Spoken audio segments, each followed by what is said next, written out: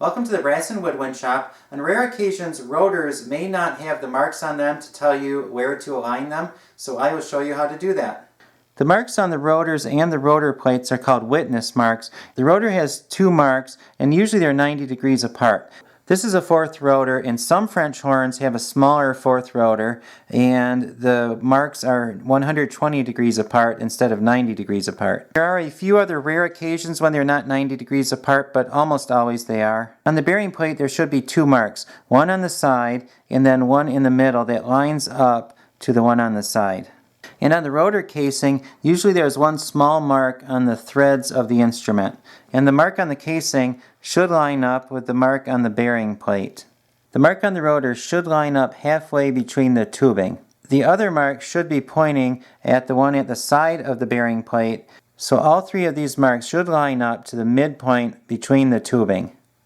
If any of those marks are not there, or you have a problem seeing them, take a triangular file, then take one of the edges of the file and line it up to the middle of the tubing and file a slot into the casing and the bearing plate. The valve has two marks on it. One of them lines up between the center of the ports, and if you take the valve and turn it, it should be right there. And if it's not there, you can take the file and file it into the valve. So it should line up at the halfway point. And then when the valve rotates in the casing, it rotates 90 degrees. So it will be the halfway point between the two ends of the ports. So you can line up where that would be and take the valve and turn it and file it into there.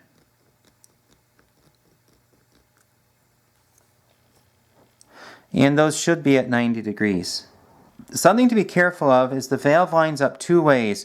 One is like this, and then the other is if you turn it 180 degrees. If I pull the valve out, you will see that the valve can work like that, and also if I rotate it 180 degrees, the air can still go through like that. The way to see which one is the correct one is put the stop arm on the rotor, and the stop arm should go between the bumpers on the cork plate. The direction you want the notches to be is toward the notch on the casing.